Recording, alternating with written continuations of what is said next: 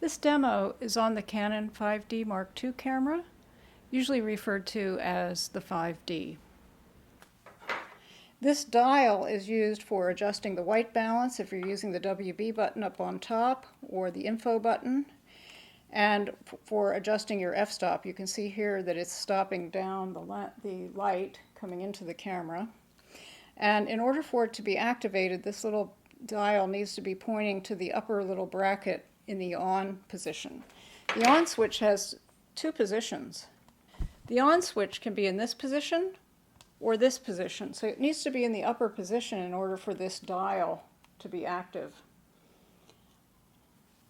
When you press the center part, it activates the record, which is indicated by a blinking here and also the red dot here. So the blinking red dot is indicated.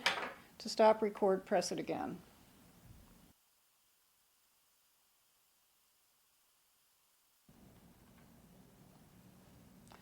On the top of the 5D is a settings panel where you can see your settings and you can activate your settings from the top buttons on the camera. So let's go through it. From left to right, we have the white balance, which is also called WB here and is activated by this button. I'll show you in a minute. This is the shutter speed. This is your f-stop. Notice it has a decimal point, which indicates that it's an f-stop. And here's your ISO, which is reading at 800 ASA. These are the number of pictures you have left on your card so that it shows how full your card is. Right now it would normally be, when a card is completely empty, it sets it at 999. So now we're coming down. So the lower the number, the less space you have left on your memory card. Let's start by adjusting our shutter. If we simply turn this dial, we're adjusting the shutter, and we want that to be at 50, which is 1/50th of a second. Next, we want to adjust the ISO, so we depress this button and then use the same dial, and we can change it. So let's leave it set at 800 ASA. And now we can change the f-stop, which we do from the back of the camera. So we're moving that. But in order to know what our f-stop should be, we depress the button that's a little bit at the top of the camera. We depress this button halfway, so we don't have to really take a picture. And when we do that, we can see that it's underexposed because this little dot here indicates correct exposure. So I'm going to change the f-stop. Whoops. I'm going to change the f-stop from the back of the camera to open it up. And you'll see as I open up the lens, the indicator will rest on the center dot when it's correctly exposed, and that means that the average of the picture is in a correct exposure range. So in order to activate the menu, you will, once it's on, you're going to be turning this on here.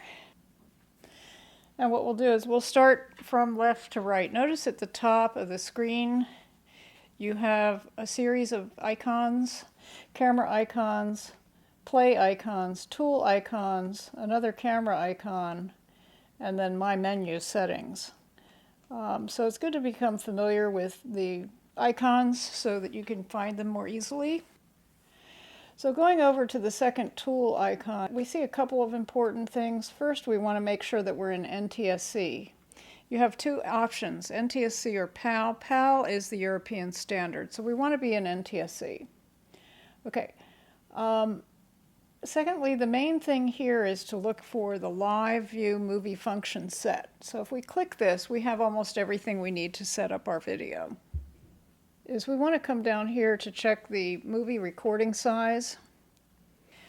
This screen is very important. We want to make sure the setting is at 1920 by 1080 at 24. Okay, that films 24p, which it gives you the film look, as opposed to 30, which is interlaced video, and down below you would have a much lower resolution, which you don't want to do. Okay, now in the sound recording, we want to check sound recording. We can manually set this. It's now recording actually it's hearing my voice and recording. So what we're going to do is actually click down and then press the button here to select. And then what we can do is use this little button to toggle it higher. And what we want to do is get the sound signal up to about hitting the 12 and not going too much above 12. At the bottom, we're going to open the microphone and see that there's a jack here. And that jack can be, we're going to insert the adapter for the Mini to XLR adapter into that jack for capturing audio directly into the camera from either a mic that you've mounted in the hot shoe or from a boom. So that's, and the other thing that's important is to make sure it's in manual, not auto. So those are some of the things that you should check before you begin to film, that it's at 1080p, 1920 by 1080, and also that you have your sound recording set. Okay, so then the other thing has to do with white balance. So let's check the white balance. Okay, you can see on the screen here that you have the option to go, first of all, into what's called auto white balance, AWB. That will basically average and let the camera kind of guess.